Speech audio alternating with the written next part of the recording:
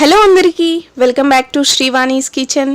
నోట్లో వేసుకుంటే కరిగిపోయే వంకాయ కూరని ఎప్పుడైనా టేస్ట్ చేశారా? ఎంతైనా కూరగాయల్లో రారాజు కదండి. వంకాయ ఎలా ఉన్నా కూడా దీని టేస్ట్కి మనం ఫిదా అయిపోవాల్సిందే, అంత బాగుంటుంది. గుత్తి వంకాయ మసాలాని సింపుల్గా ఈజీ వేలో ఎలా చేయాలో చూపించబోతున్నాను.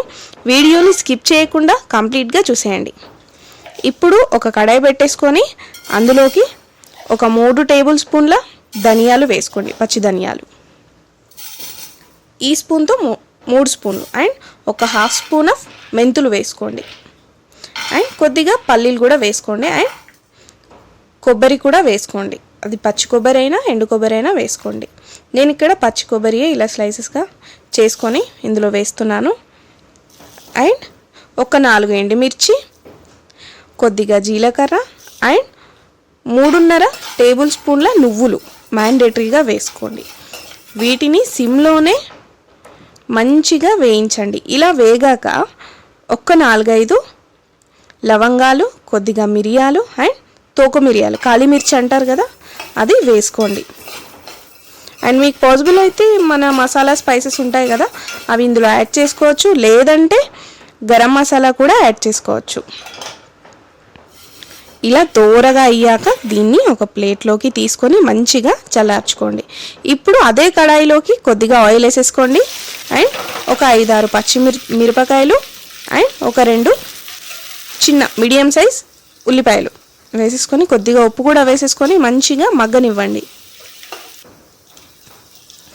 అండ్ ఒక 2 చిన్న సైజ్ టమాటోలు కూడా వేసుకొని కొద్దిగా ఉప్పు వేసుకొని మగ్గనివ్వండి మెత్తబడేంత వరకు.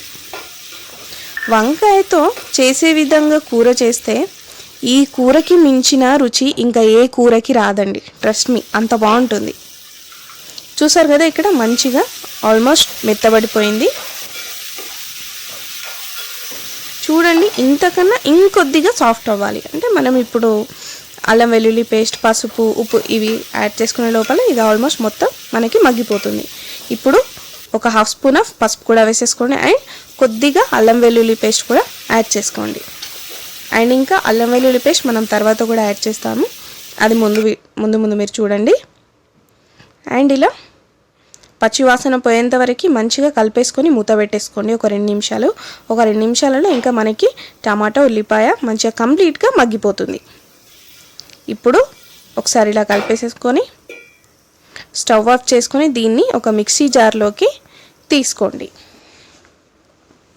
ఇలా తీసుకున్నాక మనం చల్లార పెట్టుకున్న పల్లీలు ఇంకా కొబ్బరి ఇవన్నీ ఉన్నాయి కదా, వాటిని కూడా అందులోకి తీసుకొని కొద్దిగా వాటర్ కూడా యాడ్ చేసేసుకొని మంచిగా థిక్ పేస్ట్లా చేసేసుకోండి. ఇప్పుడు ఇంకొద్దిగా ఆయిల్ వేసేసుకోండి అదే కడాయిలోకి. అండ్ అదే ఆయిల్లో కంప్లీట్గా ఆయిల్ హీట్ అవ్వకముందు అల్లం వెల్లుల్లి పేస్ట్ యాడ్ చేసుకోండి. ఫ్లేవర్ అనేది ఎక్సలెంట్గా ఉంటుంది, అసలు అంటిపోవడం ఇట్లాంటివి ఏమి ఉండవు. ఇప్పుడు ఇట్లా కనిపిస్తుంది కానీ ఇప్పుడు చూడండి, వంకాయలు వేసినాక మనకి మొత్తం క్లియర్ అయిపోతుంది, అస్సలు అంటుకోదు. నేను ఇక్కడ నల్ల వంకాయల్ని వాడుతున్నాను, నాగ్పూర్ వంకాయ అంటారు కదా, అది వాడుతున్నాను. చాలా చాలా బాగుంటుంది. నార్మల్ మన తెలంగాణలో దొరికే వైట్ వంకాయలా అని అట్లనే ఉంటుంది టేస్ట్, పెద్ద డిఫరెన్స్ అయితే ఏముండదు. బట్ మనం చేసే పద్ధతిని బట్టి ఆ టేస్ట్ అనేది మారిపోతుంది వంకాయకి, అంతే. సిమ్లో పెట్టించేసుకొని ఒక 15 మినిట్స్ పాటు కంప్లీట్గా సిమ్లోనే కుక్ అవ్వనివ్వండి. ఇలా మెత్తబడ్డాక పసుపు కూడా యాడ్ చేసేసుకొని మంచిగా కలిపేసుకోండి ఒకసారి.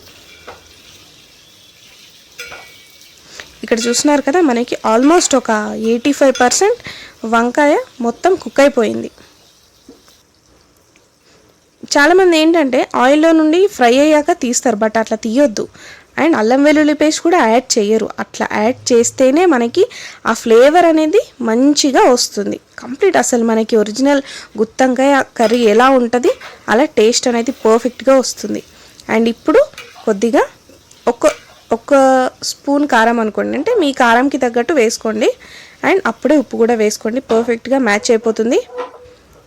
అండ్ చాలామంది ఏంటంటే గ్రీన్ కలర్లో పచ్చిమిర్చి వేసి చేస్తారు, బట్ గుత్తి వంకాయకి పచ్చిమిర్చి కాదు 2 వేయాలి. బట్ కారం వేయండి, దాని టేస్ట్ అనేది రాదు. సో ఖచ్చితంగా కారం యాడ్ చేయడానికి ట్రై చేయండి. కారం యాడ్ చేస్తేనే గుత్తి వంకాయకి అసలైన రుచి. సో ఇప్పుడు ఇలా మగ్గాక కారం వేసుకున్నాక ఒక 2 నిమిషాలు ఆగి కుక్ అయ్యాక మనం చేసి పెట్టుకున్న పేస్ట్ ఉంటుంది కదా, అది కూడా ఇందులోకి యాడ్ చేసుకోవాలి. అండ్ పడితే కొన్ని వాటర్, మనకి మిక్సీలో ఉండిపోయిన మసాలా ఉంటుంది కదా, అందులో కొద్దిగా వాటర్ యాడ్ చేసేసుకొని ఇందులో యాడ్ చేసుకోండి. లేదంటే ఇక్కడ నేను చూపిస్తున్నాను కదా ఒక గ్లాసు, దాంతో ఒక హాఫ్ గ్లాస్ వాటర్ వేసేసుకోండి. మనం ఆల్రెడీ ఉల్లిపాయ ఇంకా టమాటో పచ్చిమిర్చి కంప్లీట్గా కుక్ చేసాం కాబట్టి ఎక్కువ కుక్ అవ్వాల్సిన అవసరం లేదు. జస్ట్ ఒక 10 మినిట్స్ హై ఫ్లేమ్లో పెట్టేసి మంచిగా కుక్ అవ్వనివ్వండి అంతే. సో ఇప్పుడు ఫైనల్గా గరం మసాలా అండ్ కొద్దిగా కసూరి మేతి ఖచ్చితంగా వేసుకోండి. టేస్ట్ని మొత్తం అసలు ఎంత బాగుంటుందంటే ఇంకా చెప్పలేము, అంత బాగుంటుంది. ఒక్కసారి ట్రై చేసి చూడండి. ఇప్పుడు స్టవ్ని హై ఫ్లేమ్లో పెట్టేసుకోండి. ఇక్కడ చూసారు కదా మనకి 10 మినిట్స్లో ఆయిల్ అనేది కంప్లీట్గా పైకి వచ్చేసింది. అంటే మనకి కర్రీ అనేది రెడీ అయిపోయినట్టు. చూసారు కదా ఎంత ఎమ్మీగా కనిపిస్తుందో. మనకి ఫంక్షన్స్లో కూడా వెజ్ కర్రీస్లో ఫస్ట్ ప్లేస్లో గుత్తంకాయనే ఉంటుంది. సో ఇప్పుడు కొద్దిగా కొత్తిమీర కూడా యాడ్ చేసేసుకోండి. ఇది రైస్ చపాతీలోకి చాలా చాలా బాగుంటుంది. ఇంకా బగారా బైగన్ అంటే మనకి బైగన్ అయిపోయింది, ఒక్కొక్క బగారా చేసుకుంటే ఇంకా అంతే. అసలు టేస్ట్ అయితే నెక్స్ట్ లెవెల్ ఉంటుంది. ఖచ్చితంగా మీరు కూడా ట్రై చేయండి. ట్రై చేసి ఎలా వచ్చిందో మన కామెంట్ సెక్షన్లో కామెంట్ చేసేయండి. అండ్ ఇలాంటి మరెన్నో వీడియోస్ కోసం శ్రీవాణీస్ కిచెన్ని సబ్స్క్రైబ్ చేసుకోవడం మాత్రం మర్చిపోవద్దు. Thank you for watching. Bye bye.